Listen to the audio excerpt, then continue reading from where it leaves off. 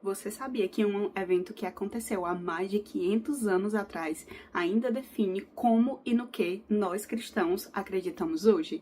Fica aqui que hoje nós vamos conversar sobre a Reforma Protestante. Hoje, dia 31 de outubro de 2025, nós estamos comemorando 508 anos da Reforma Protestante e hoje o vídeo vai ser em homenagem a esse assunto. Eu sou a Raquel e aqui nesse canal eu compartilho dicas sobre livros, vida cristã, fé, feminilidade bíblica. Então já se inscreve pra gente juntas exercitar as disciplinas espirituais e aprender mais sobre a palavra de Deus e os ensinamentos que Deus tem pra nós. Mas vamos recapitular primeiro o que foi a Reforma Protestante.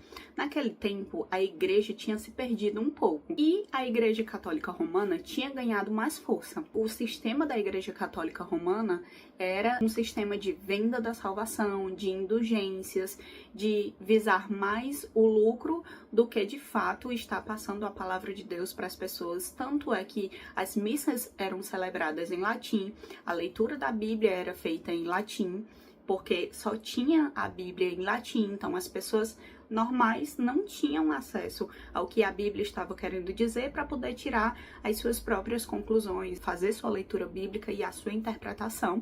E esse poder ficava ali na mão da Igreja Católica Romana.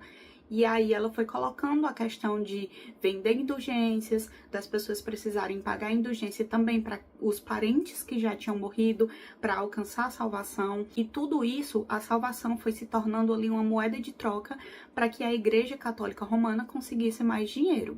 Com esse pano de fundo de venda de indulgências, salvação como moeda de troca, as missas celebradas em latim, o povo não tinha acesso à palavra de Deus para poder ler, para poder entender até a leitura que o padre estava fazendo. Foi contra esse pano de fundo que Martinho Lutero se levantou. Ele pegou as suas 95 teses e publicou lá, como se fosse o Instagram, a sua opinião, nos seus stories do Instagram, digamos.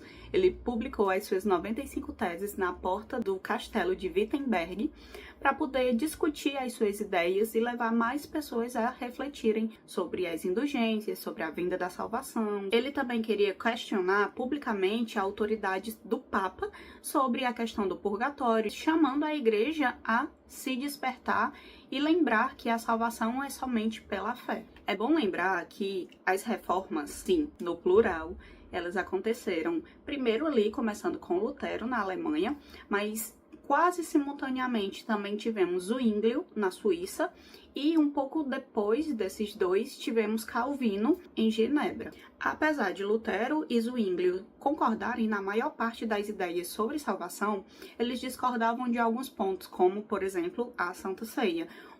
Lutero acreditava que o corpo de Cristo ali nos elementos da ceia era literalmente o corpo de Cristo, já Zwinglio achava que era uma representação e não literalmente o corpo de Cristo. Além disso, eles discordavam de algumas outras coisas também, mas esse basicamente era o ponto principal. Depois desses dois, nós tivemos Calvino, que ele foi como um arquiteto. Ele pegou todas as ideias de Zwinglio e de Lutero, organizou todo o pensamento desses reformadores sob a perspectiva bíblica, embasado bem na palavra de Deus, e deu profundidade, estrutura e lógica bíblica para esses pensamentos, para garantir que as reformas não fossem só uma revolta, mas sim apontassem para a glória de Deus, para um reavivamento da igreja e para uma estrutura de pensamento e de visão biblicamente corretos. E falando em reforma protestante, nós não poderíamos deixar de mencionar os 5 solas, que são a espinha dorsal, os 5 pilares principais da teologia reformada, da reforma protestante. Claro que na época não tinha esse nome de 5 solas, foi uma nomenclatura dada depois, posteriormente à reforma. Mas são 5 pontos que resumem bem a ideia central da reforma protestante e estabelecem que a salvação vem somente de Deus, nada de indulgência, de mérito humano ou de algo que você possa conquistar por alguma habilidade ou algum recurso até financeiro, como na época estava sendo feito. Primeiro sola é somente as Escrituras, que nós podemos encontrar lá em 2 Timóteo, capítulo 3, versículo 16, que diz assim: vou ler para vocês. Toda a escritura é inspirada por Deus e útil para o ensino, para a repreensão, para a correção e para a instrução na justiça. Isso significa que a Bíblia é a autoridade final e a nossa regra de fé e prática. Então, naquela época, durante a Reforma Protestante, as pessoas só tinham acesso à Bíblia em latim, elas não entendiam latim. Depois disso, Lutero, ele mesmo traduziu o Novo Testamento para o alemão na época e tornou acessível para as pessoas poderem fazer a sua leitura bíblica. E hoje em dia não é diferente, a gente precisa fazer a leitura bíblica diária, ter a compreensão do que estamos lendo e aplicar na nossa vida, sabendo que somente a palavra de Deus é a nossa regra de fé e prática, não a cultura, não o que as pessoas acham, não o nosso próprio coração, mas é somente a Bíblia, somente a palavra de Deus que deve guiar a nossa vida, a nossa mente, o nosso coração e as nossas decisões. O segundo sola é somente Cristo, porque nós acreditamos que somente Cristo é suficiente para nos conceder a salvação. Então não há nada, não há mérito humano, não há habilidade humana, não há nada que você possa fazer para conseguir ou para contribuir para alcançar a salvação. Somente Cristo. Ele deu a sua vida, morreu na cruz para que o nosso relacionamento com Deus fosse restaurado, para que a gente pudesse ter acesso a Deus sem precisar mais de sacrifícios de animais, sem precisar mais de sacerdotes, mas Jesus é o nosso sumo sacerdote, o sacrifício perfeito, único e definitivo. Tudo que nós precisamos para ter novamente acesso a Deus, alcançar a salvação, tudo que nós precisamos é Jesus Cristo. Então, somente Cristo. Somente a graça já está dizendo. Significa que nós somos salvos somente pela graça de Deus. Não há nada em nós, nada que nós pudéssemos oferecer para que Deus aceitasse em troca da nossa salvação. A graça é um presente, um favor imerecido do Senhor para nós. Então, nós recebemos de Deus, nós não damos nada em troca. Efésios 2, 8 ao 9. Pois vocês são salvos pela graça, por meio da fé, e isto não vem de vós, é dom de Deus, não por obras, para que ninguém se glorie. A salvação, ela é absolutamente gratuita. Nós não podemos barganhar com Deus para conseguir a salvação. Então, que presente maravilhoso os cristãos receberam de Deus. Porque se fosse para oferecer algo em troca da salvação, nós não teríamos nada que fosse compatível e que pudesse valer tanto quanto a salvação. Por isso, somente Cristo para conseguir essa salvação e nos dar de forma gratuita. Somente a fé, ela vem para estabelecer ainda mais firmemente somente a graça e até os outros pontos. Vocês perceberam que todos eles estão bem ligados e principalmente afirmam muitas coisas. Todos esses pontos nós podemos aplicar de formas muito profundas, muito intensas e de formas mais variadas, mas aqui eu tô tentando realmente fazer um breve resumo, mas eles principalmente focam também na questão da salvação, até porque, lembrando que naquela época, a salvação ela estava sendo usada como moeda de troca, para que as pessoas fizessem e dessem algo para a Igreja Católica Romana em troca da salvação, em troca das almas saírem lá do purgatório, para poder conseguir um lugar no céu. Então, sabendo que a nossa salvação vem somente por Cristo e que é de graça, é pela graça e misericórdia do Senhor, nós podemos alcançar ela somente pela fé. A fé em Cristo Jesus e tudo que Ele fez lá na cruz por os seus filhos. Então, não é por causa de nada que a gente pode fazer. Isso tira um fardo das costas do homem, porque se a gente fica tentando ser justo através das nossas ações, não tem como, porque lá na Bíblia está escrito que quem quebra um dos mandamentos acaba quebrando todos, então a gente nunca iria conseguir ser perfeito. Em Romanos 1,17 diz que o justo vai viver pela fé, e a gente vive pela fé no Filho de Deus que deu a sua vida na cruz por nós. Não é por obras, para que a gente não venha se vangloriar e achar que fizemos algo para oferecer a Deus em troca da salvação. somente Deus a glória, é basicamente o propósito final de todas as coisas, inclusive da criação do homem.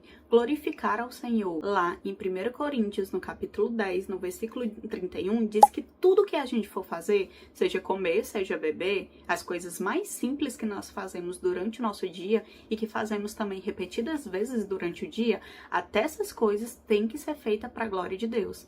Então, todas as nossas atividades diárias, o nosso trabalho, o nosso serviço na igreja, em todas as coisas, tudo, nossos relacionamentos, todas essas coisas nós devemos fazer, lembrando que estamos fazendo para o Senhor, para render glória ao Senhor. E devemos também ser satisfeitos em Deus, em glorificá-lo. Então nós devemos nos alegrar no Senhor por poder glorificá-lo e cumprir esse papel de glorificar a Deus. E nós temos que lembrar também que essa capacidade é o Espírito Santo que nos dá, porque a nossa natureza é contrária a fazer o que agrada ao Senhor. E o Espírito Santo, trabalhando no nosso coração, ele vai nos ajudando a glorificar ao Senhor e a ter bons pensamentos que glorifiquem a Deus. A glória de Deus também é um chamado à humildade, porque lembra ao homem que ele não é o centro, e sim o Deus verdadeiro, que deu seu Filho unigênito para morrer na cruz por pecadores. Então, o Deus triuno é o Deus verdadeiro,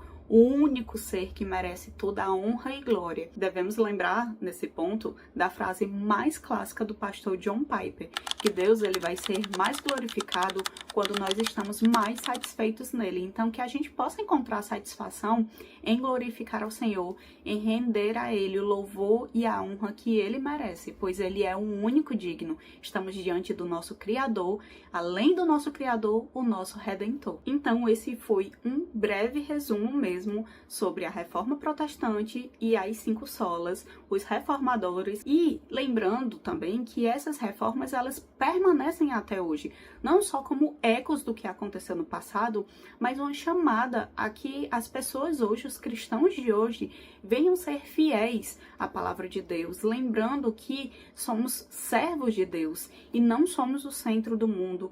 Então, esses pontos, eles devem estar ecoando na nossa mente e nosso coração todos os dias, junto com a palavra de Deus, alimentando a nossa força e nos dando ânimo para sermos cristãos verdadeiros, autênticos, que guardam a palavra de Deus e não só guarda no coração, mas obedece. Porque a própria palavra de Deus diz que ela é luz para o nosso caminho. Então, ela vai nos iluminando, nos ajudando a não tropeçar nas pedras de tropeço que nos vão fazer cair, que nos vão fazer duvidar da nossa fé. Então, essas verdades trazidas à luz da palavra de Deus nos ajuda a sermos cristãos mais fiéis. Ela também nos lembra que nós não devemos nos amoldar ao padrão desse mundo, considerando a cultura como uma forma de guia pra gente, mas somente a palavra de Deus pode nos guiar dessa forma, mudar nossa mente, mudar nosso coração, nos ajudar a tomar decisões. Então a gente precisa realmente, como cristãos, continuar andando atentos ao mundo que a gente está vivendo, lembrando que nós não somos daqui, estamos de passagem nessa terra e que nosso lar não é aqui, é no céu. Por isso, a gente não deve carregar a identidade terrena, e sim a nossa identidade em Cristo, lembrando dessa verdade todos os dias ao nosso coração, porque essa verdade ela vai mudar a forma como nós agimos, como nós falamos, o que nós consumimos, o que nós deixamos entrar lá no nosso coração, que acaba subindo para nossa mente e nos impedindo de glorificar ao Senhor. Então, vamos comentar um pouco mais aqui embaixo sobre a Reforma Protestante, sobre as 5 solas.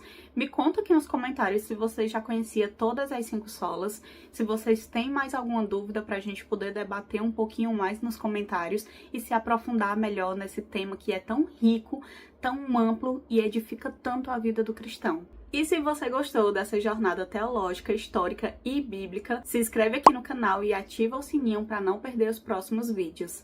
Deus abençoe vocês e até a próxima. Tchau, tchau!